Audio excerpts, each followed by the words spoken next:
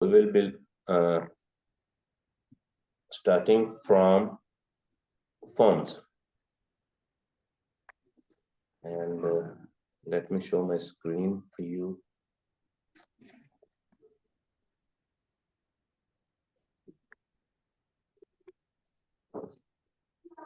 Yes, ma'am.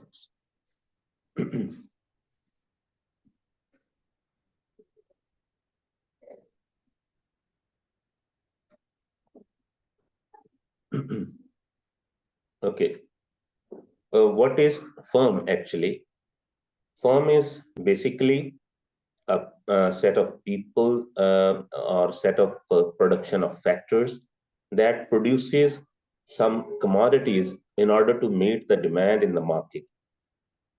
So there are different types of firms that prevail in the market. There is a difference between firm and industry. When we talk about the firm, actually it is a single firm that is producing one commodity. If we assume that Sony is making LCDs or TVs, so Sony is in itself is a firm. So when we see this on a larger scale, and we call it all the TV market, and when we talk about it, all the companies that are producing or manufacturing TVs, they will be called TV industry.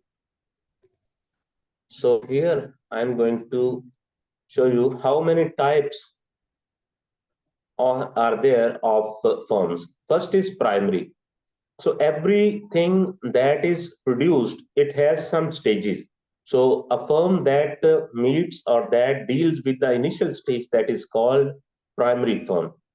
So when we talk about the fabric that we are wearing, so in initial it was uh, in primary form where it molded and shaped from cotton to threads. And then here comes the secondary firm. Secondary firm is actually that deals with the further scaling of the product. Or you can say that the final shape of the product. So that is called secondary, or secondary firms deals with the final shape of the product. So when we talk about the tertiary, so with tertiary we mean all the things that are intangible goods. So these cannot be counted by the physical measures. These are actually the services.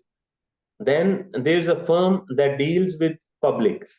So this includes all the firms owned and run by the government, all the public sector that is run by the government, all the departments that are being run by the government, that is called public firm.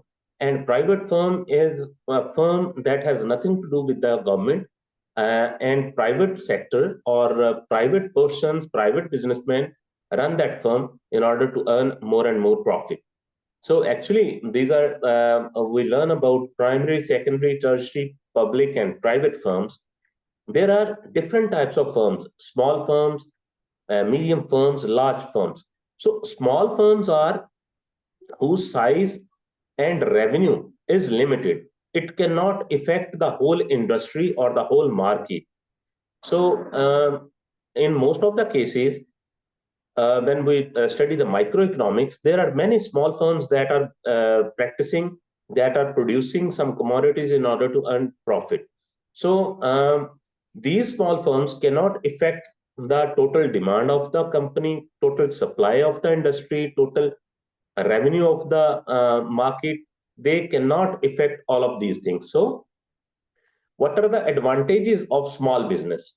So first of all, you are independent. You don't have to answer anyone, and then you have full control because there is limited number of people, number of employees, so you can control all of the system by yourself. So then there's a flexibility. If you take high orders or big orders, you can run in different shifts. And if you have you don't have any orders, you can switch down your production, or you can decrease your production according to your own needs. Then there's a better communication. So there is no one else who is going to translate your policies. You directly can order or take input or output from your employees.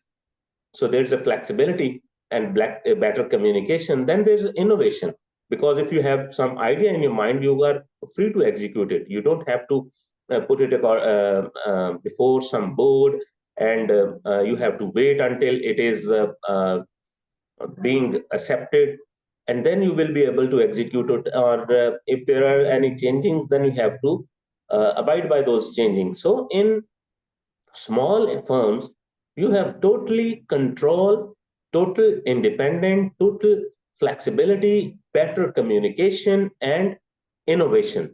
So all of these things are the advantages of the small business.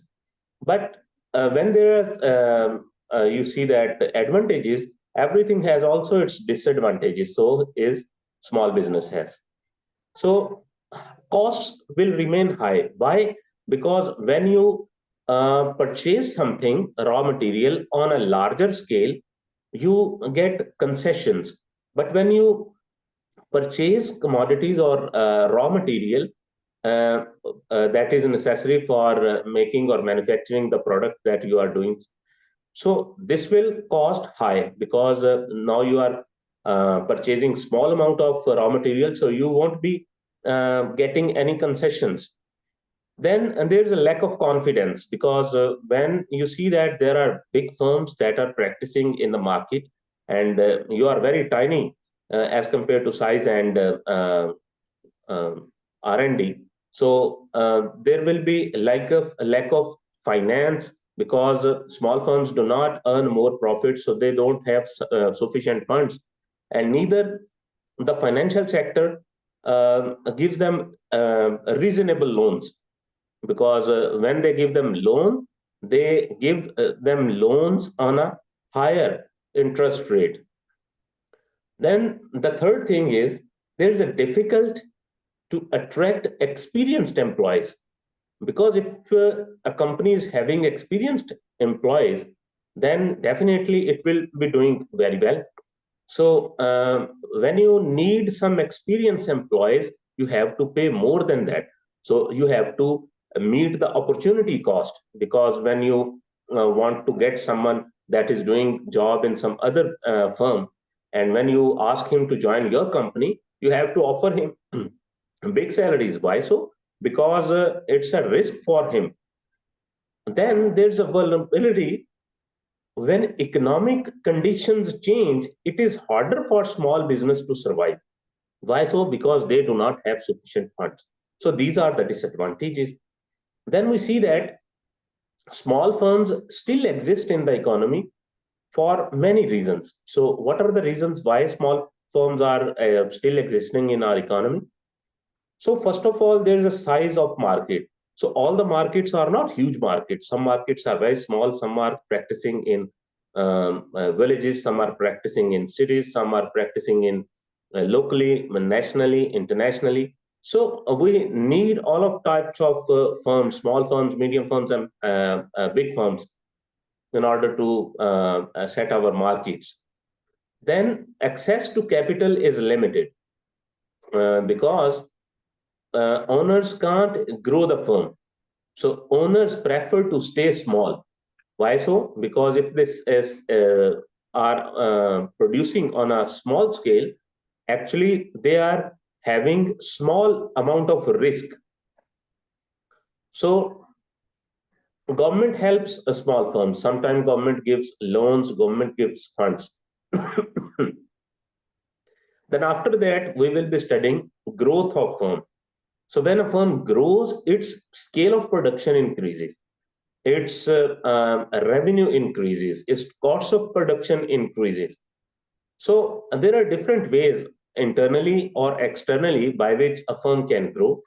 When we talk about the internal growth, we see that expanding the scale of production. If at this stage, firm is producing 100 commodities, and then it shift to 100 to 500 or 600. So This is also called growth. So actually, it is called scale of production. When a company is producing commodities on a larger scale, that it becomes internal growth.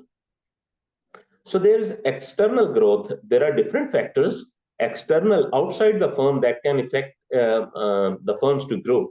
So one is, you see that when there is integration, when two or more than two firms joint venture and they become a merge and become a giant firm or industry, so that is also an external growth. So when a company buys more shares, then it also grows. Harisha, are you with me? Yes, sir. Okay, are you listening all of these things? Yes, sir. I'm sure you will be making notes right now. Yes, yes, sir. Great. Okay. So a merger occurs when owners of two or more companies agrees. So then companies merge. So there is different types of mergers. One is called horizontal merger. Horizontal merger, when one company is shifting or merging the same company. So two same types of companies who are producing same commodity and who are on a same scale. So when both of these firms merge, we call it a horizontal merger. So there is a horizontal integration and there's a vertical integration. When small firm joins a big firm or big firm joins some small firms, so that is vertical integration or horizontal integration. So we can also illustrate it like that. So integration of firms engaged in production of the same type of good and at the same level. Same type of good, same level. So this merger is called horizontal. So when a company is bigger and the other one is smaller and they merge in order to become gain external growth, so that merging will be called vertical integration. Okay. Okay. So there are two more terms that are used in vertical integration. That is forward vertical integration. That is backward vertical integration. So it means forward means when a firm that is behind the bigger firm, it joins the bigger firm, larger firm, then this is called forward vertical integration. And if a company is on a larger scale and other company has producing the commodities as a smaller scale, but this company, the company that is on the lower rate, has more potential, has more skills, has more, you can say, probability to grow, and the bigger firm, larger firm joins it. This integration will be called backward vertical integration. Clear? Yes, sir. Great. So we see what is scale of production. Scale of production means how much a company is producing or how much is the capacity of the firm to produce. So how it will be checked? So how many machines you have, how many skilled workers you have, how many funds or capital you have, and how much you are well aware of the market scenario or market information. So all of these things set scale of production. So there is internal economies of scale. Economies of scale are those things, those factors that support your company, that support to grow your company. So that is called economies of scale. So by internal, that means all the supports that are inside the firms, that are inside the four walls of the firm. That is skilled labor, that is better use of raw material, that is better planning, and there are many things.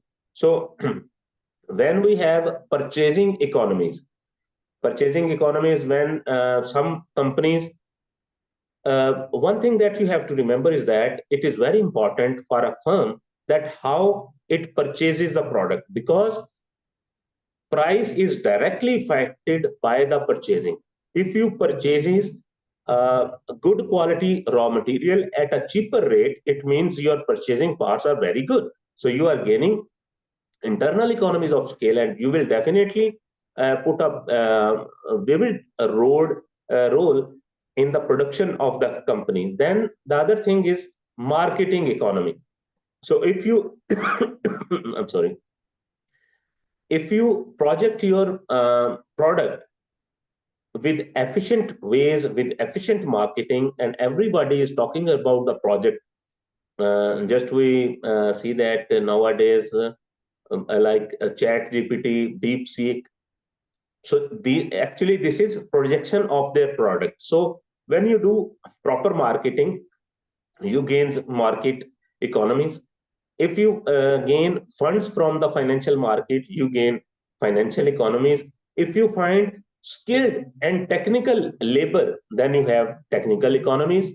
If you have managers who are risk loving and who takes bold decisions, then you have risk bearing economies. So all of these economies that we have discussed, uh, just like purchasing economy, marketing, financial, technical, and risk bearing, these are actually internal economies of scale. When we talk about the external economies of scale, so it occurs when firms benefit from the entire industry being large.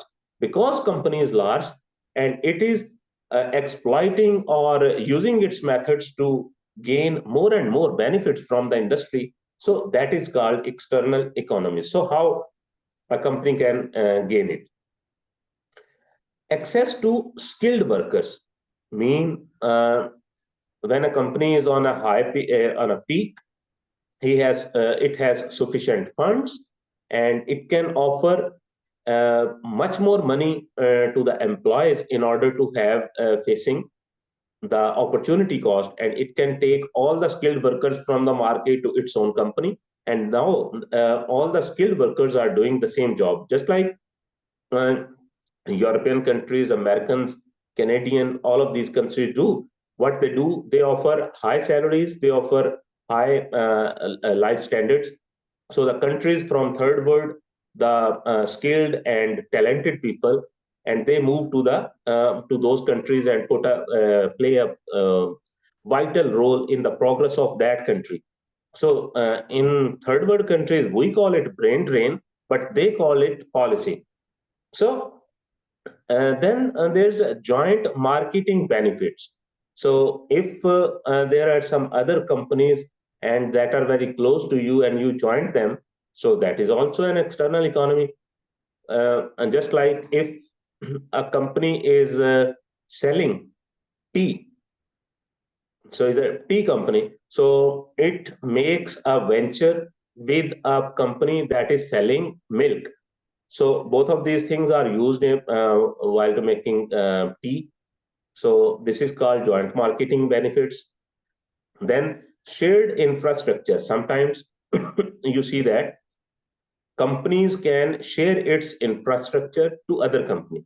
Just like a company is a transport company, one company is producing some commodities. So both of these companies shared infrastructure. One company is producing, the other one is playing, giving them the services of logistics. So this also helps the industry to grow. Got it?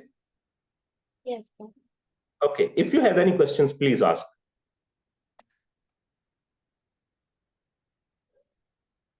Yes, no question. Okay.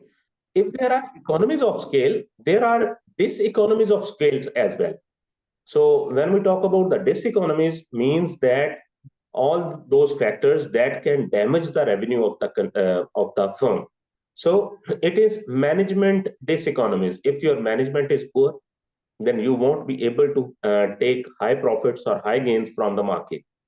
So if you have produced too much output and your supply has extended to demand, then what will happen? Because there is excessive supply in the market, so price will go down and your revenue or profits will also go down. Then we see that there is uh, another diseconomies when you don't have merits in your company. then there's a nepotism, there's a favoritism. So then you will also face a problem of decrease of the company. So it will be diminishing returns to scale. Okay. Yes, sir.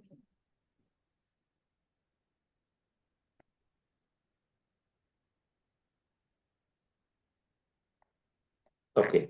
So here next we see that in our next step we see that demand for factors of production.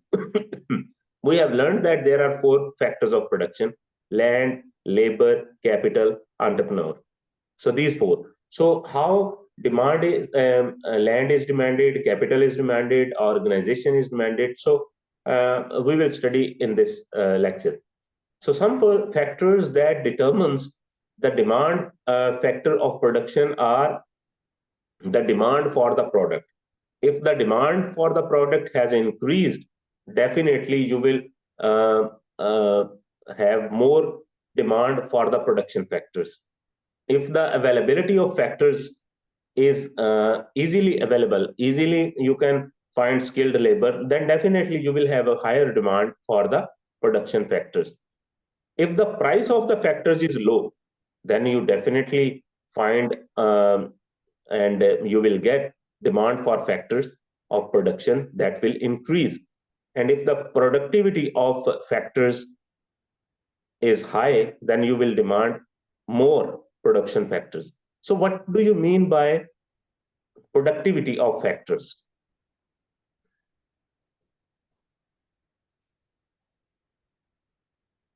Like how Harisa? efficient, yes, sir. How Mhm. efficiently each factors of production are working in order to produce the output. Very good. So means if first labor is producing 10 pencils and we add another person, another unit of labor, and it is producing 12 units of pencils. So actually it is increasing. So this one is called increasing return to scale. So there are three scales: increasing return to scale, constant return to scale, and diminishing return to scale. By increasing return to scale, we mean that when we put another unit of labor or unit of production factor, it gives us more output as compared to the previous one. So this is increasing. If the next unit of production factor is giving us uh, low production with that factors of production, this will be called diminishing return to scale. If the next unit of production factor is giving us the same production as the previous unit was giving, so this is called constant return to scale: increasing, constant, decreasing. So there are three scales. Okay. Okay. So labor intensive and capital intensive product. So labor intensive production means all those firms by which we that are where more labor is consumed as compared to capital. In small scale industry, uh, capital is not at a higher scale used, but the labor is used.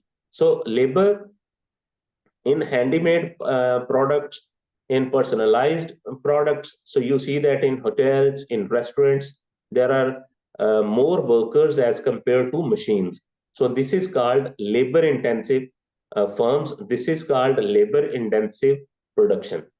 So in some companies, you see that more machines are used as compared to labor. So these are called capital intensive production or capital intensive firms. So, what are the advantages of labor intensive production? So, you see that there is a flexibility. If you don't have big orders, you can refuse your workers. If you have big orders, you can add more workers in order to produce more commodities.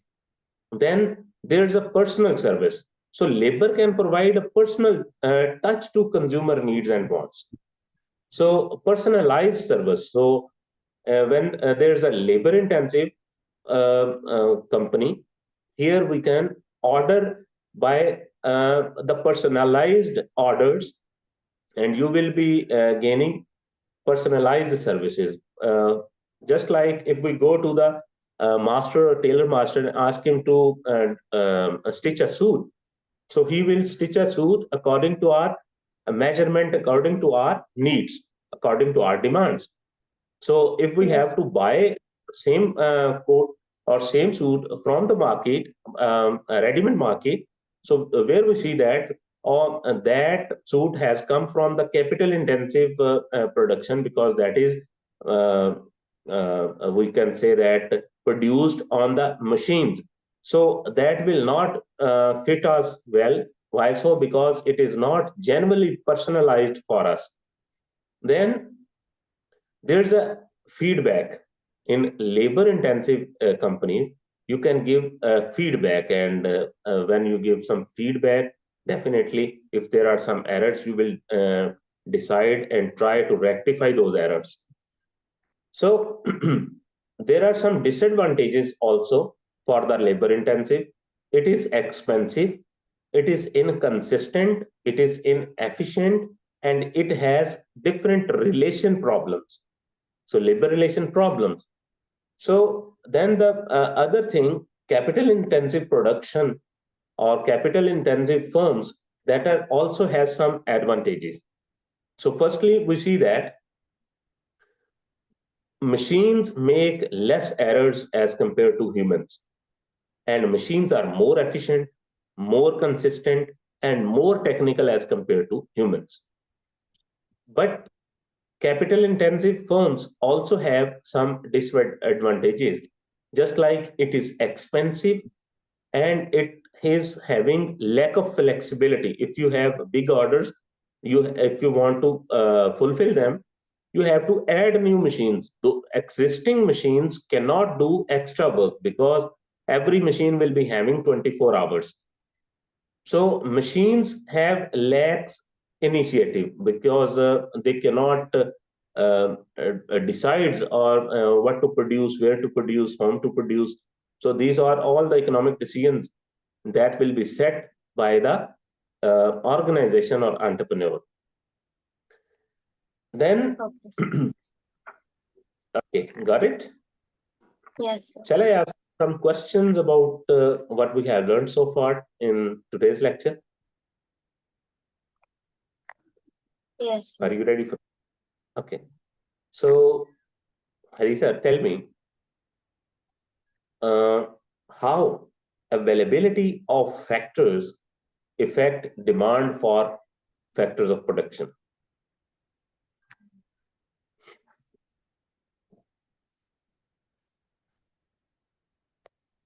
So like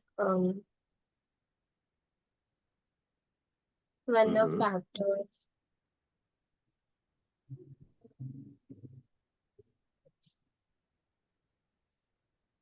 when the factors are at a high price, then the demand of the production decreases.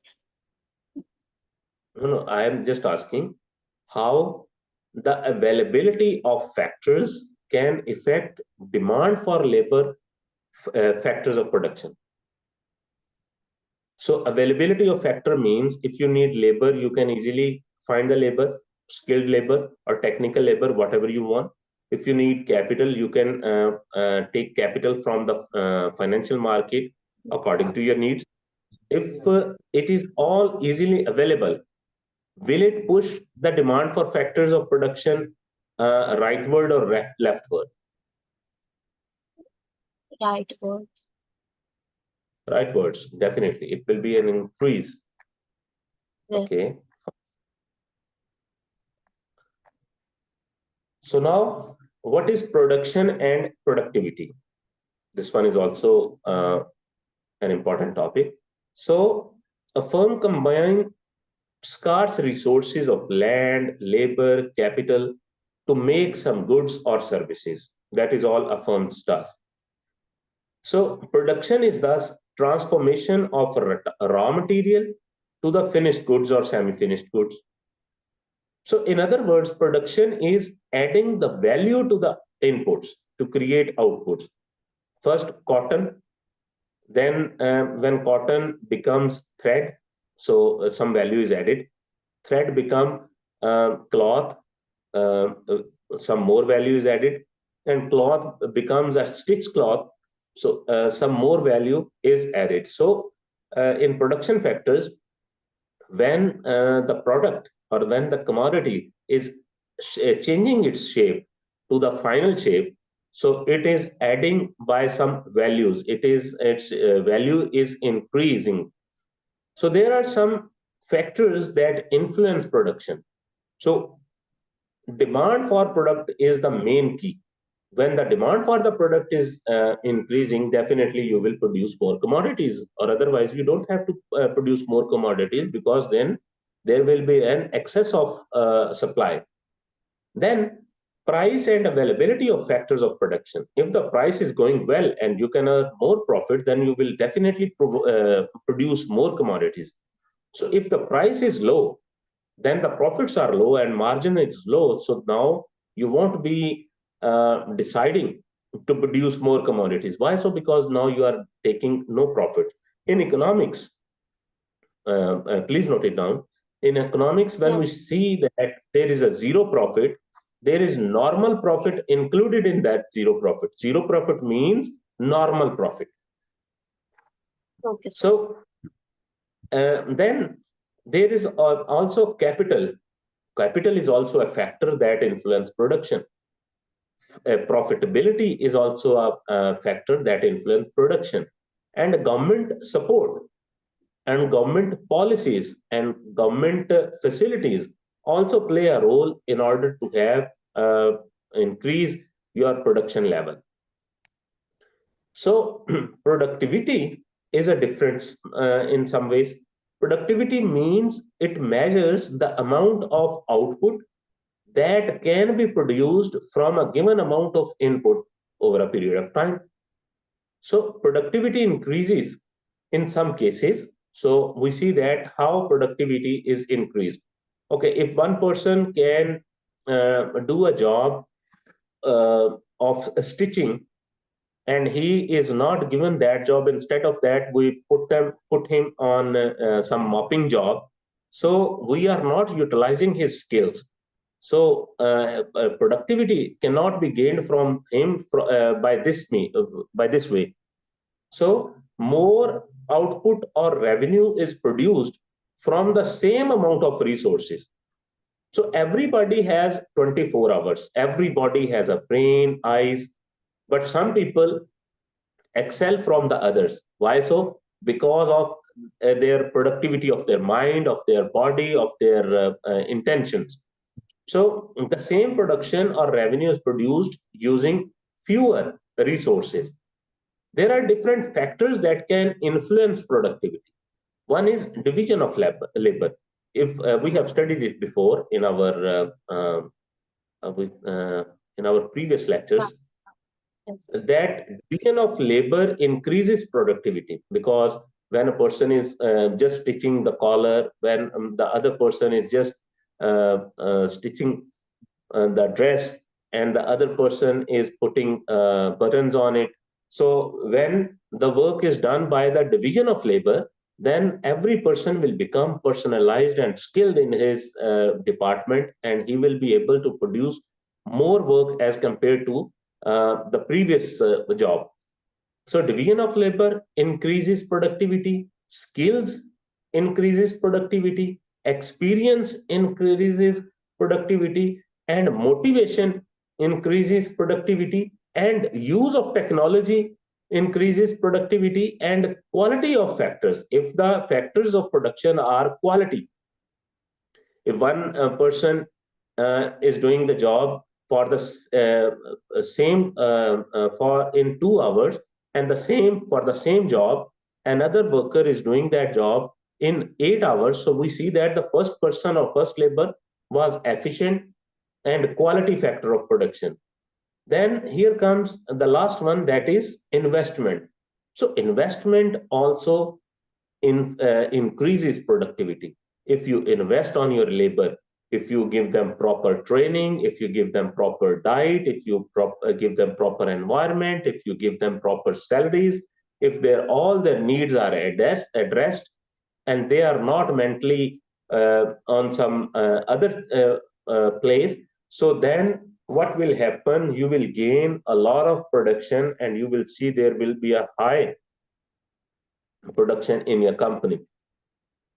Yes. Then what are the things on the charts that a company, how we determine that a company is increasing, decreasing, gaining profit or not? These are cost, revenue, and objectives. So now we will study what is cost of production. But cost of production means when a company has to produce some commodities, it has to face some cost, it has to face some expenses. So those expenses that are being faced in order to produce some commodities, that are called cost of production. Sorry. So there are different cost of production. There are different types of cost of production. One is fixed cost. Fixed cost is, it has nothing to do with the production. It doesn't care about your production, whether you produce one commodity, whether you produce 1,000 commodities, whether you produce no commodity, you have to ultimately face this cost. So this cost is called fixed cost. So what are the fixed costs? Just like the rent of the building, whether you produce some things or not, you have to face it. Then the guard that are outside your company, you have to pay them whether the company is running or not, because they are there to watch the units or assets. So all the assets that are installed, all the machinery that is installed, you have to pay against them and their depreciation. So all of these things will be called fixed cost. Fixed cost is further divided into three categories. Average, we can say that average fixed cost and total fixed cost and variable fixed cost. So what is variable cost? Variable cost means it is directly linked with the production. When we produce more commodities, we have to face more, our variable cost will increase. When we produce less commodities, our variable cost will decrease. When we stop the production, our variable cost becomes zero. The one thing that is interesting between fixed cost and variable cost can be zero, but fixed cost cannot be zero, can never be zero. Okay? Okay. Okay. So then there is a total cost. Total cost actually is the summation of fixed cost and variable cost. When we add both of these costs, we gain and we get total cost. Then we see that there are average cost. So whenever you see the word average, it means per unit. So when we are asked to find average variable cost, we will divide variable cost with quantity. When we are told to find average total cost, we will be dividing total cost with quantity. And when we are asked to find average fixed cost, we will be dividing fixed cost by quantity. Okay, I'm going to write it in some precise way. That is just because you can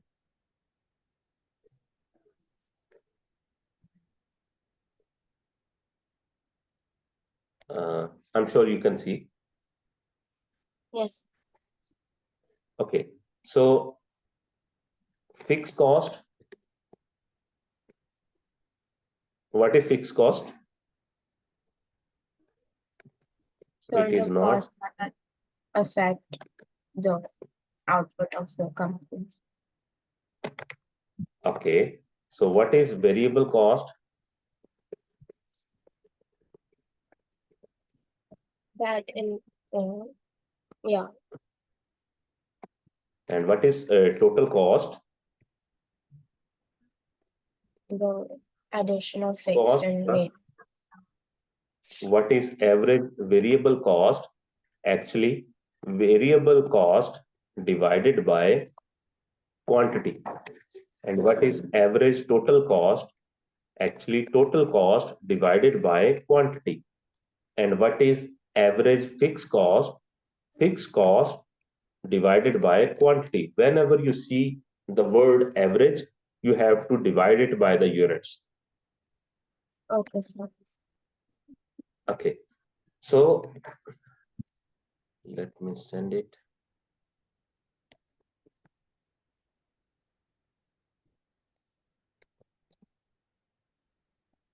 So now we will see what are the relationship of these curves.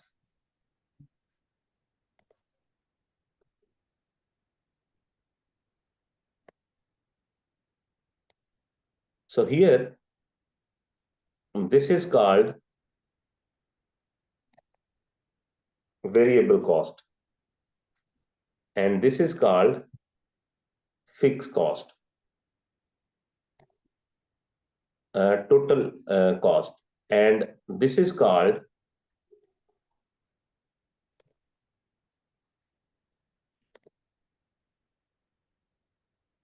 got it. Yes, sir.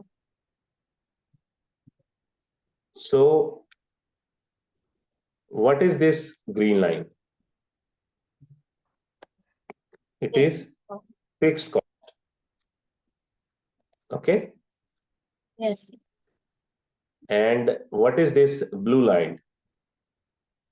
Because you see that it can be zero, it is starting from the zero, so it is variable cost. yes, sir. And this one will be Total cost. total cost.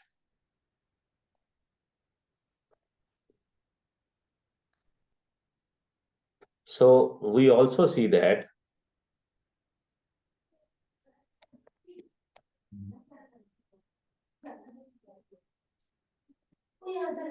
this is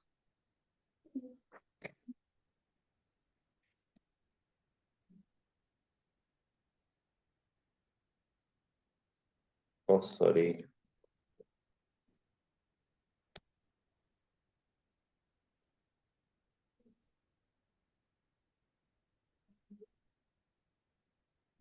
this is called average variable cost. Average variable cost will be like this because it is decreasing, and it then it goes to a lower rate and then it increases. So that is average variable cost. So when we talk about the marginal cost means a cost that is being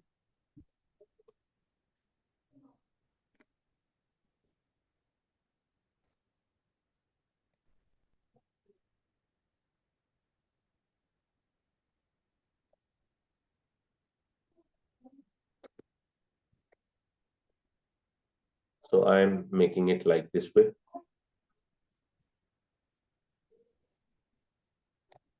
Okay, this is called marginal cost. Marginal cost is actually the change of cost. If you are producing one commodity as 10 rupees and you are producing the next commodity in 12 rupees, so the difference between both of these consumption cost levels, first was being produced on 10 and the second is being produced on 12. So if we see that there is a change of 2 rupees, so that too will be called marginal cost. Got it? Okay. Yes, sir. Okay. So do you want me to send these diagrams to ma'am? Yes, sir. Yes, sir. Okay.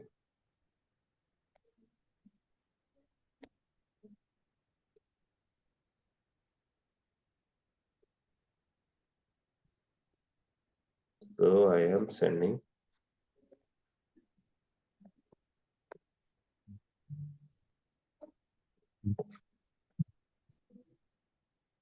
So average total cost will be higher than the average variable cost. Okay. So there are different market systems. When we talk about the perfect market, so it's not mentioned in your syllabus. Okay. So the firm is gaining profit when its costs are low and its revenue are greater than its cost. So in other Yes. words, we can say that profit is actually total revenue minus total cost.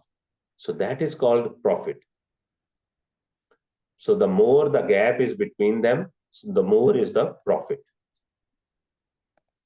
Okay, sir. Okay, so here we see that market structure. So in market structure, there are competitive markets. So competitive markets, when consumers and buyers are competing, there are too many firms, there are too many buyers. So that is called competitive market.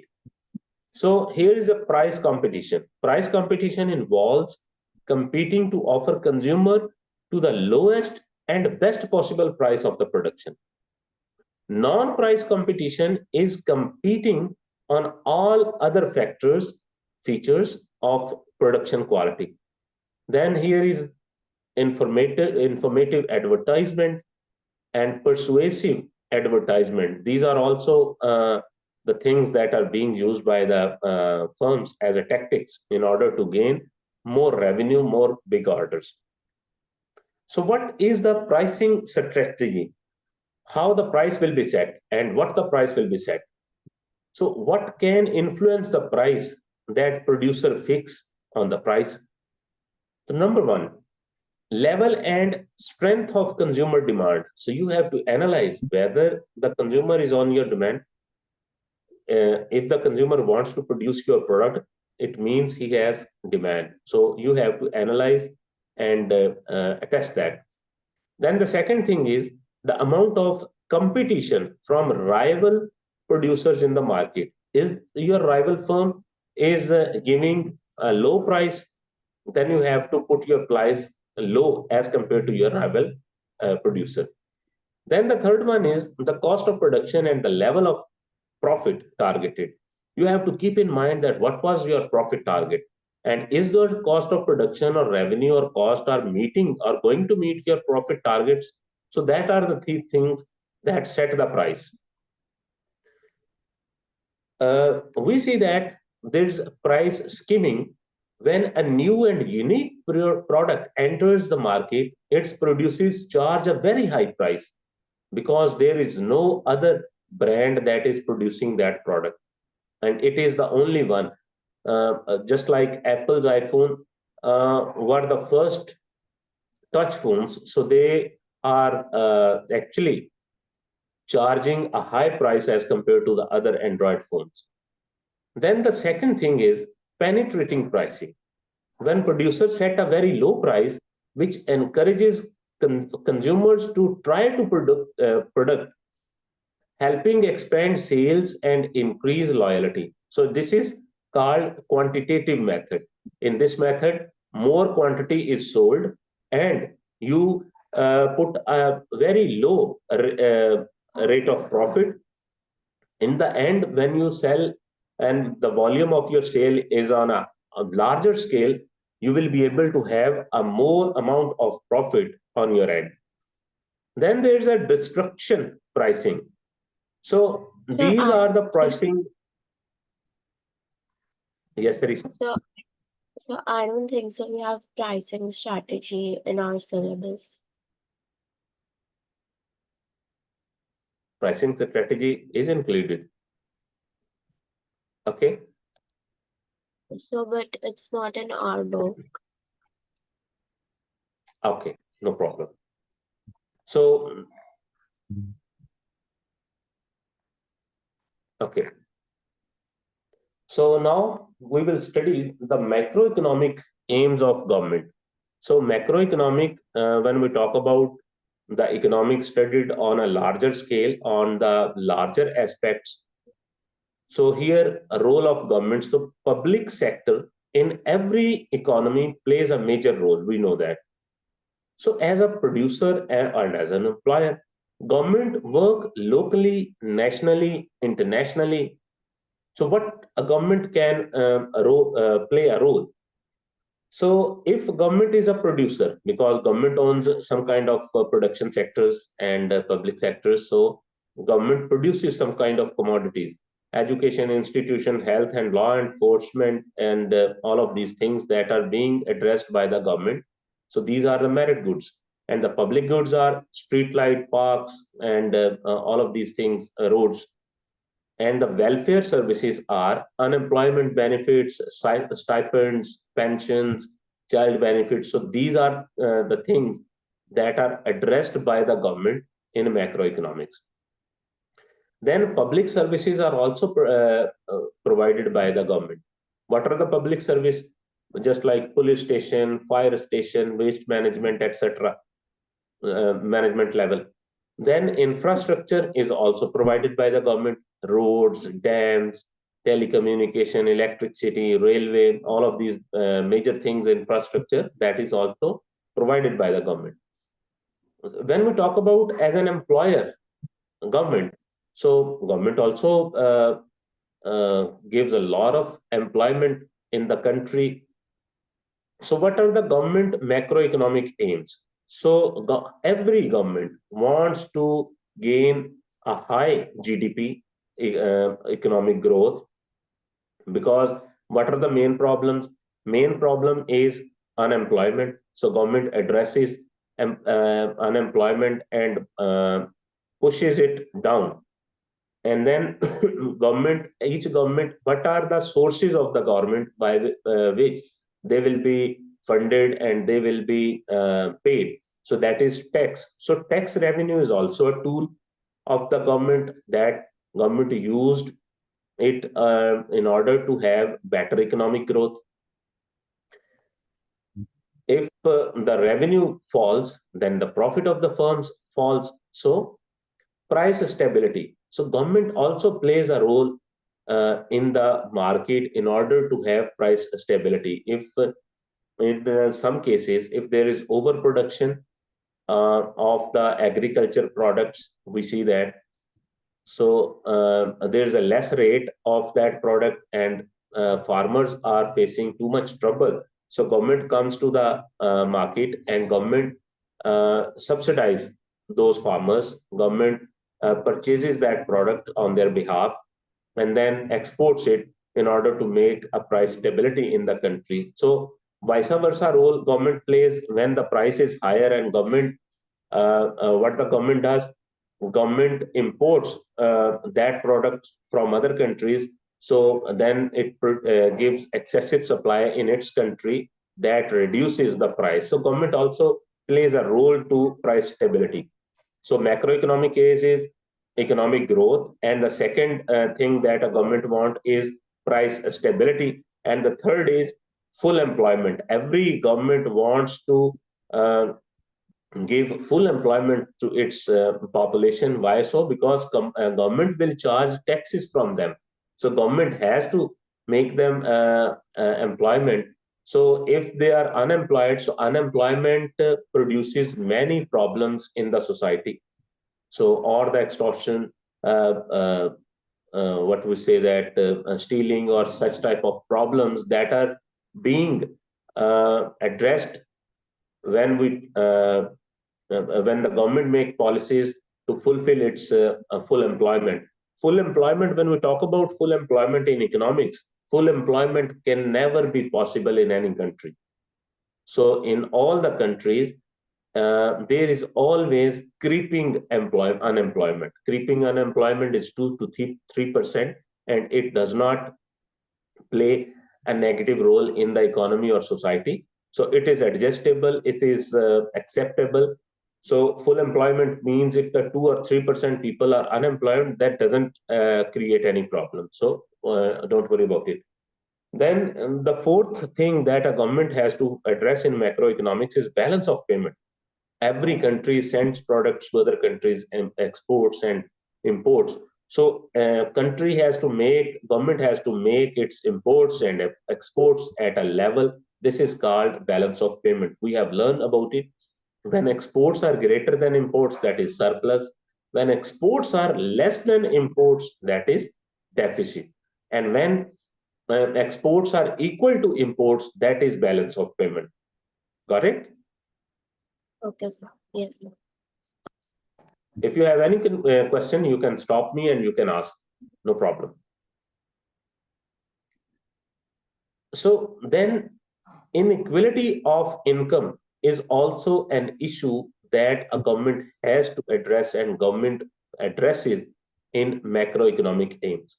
Why so? Because if poor are becoming more poorer and richer are becoming more richer, so the gap between them, if it becomes high, so that will create a lot of problems, because now we are having two types of communities in our society. One is holding all the resources, and one is like slaves. So government addresses that problem, and government makes policies in order to make equality of income. So little difference between the income does not create any problem.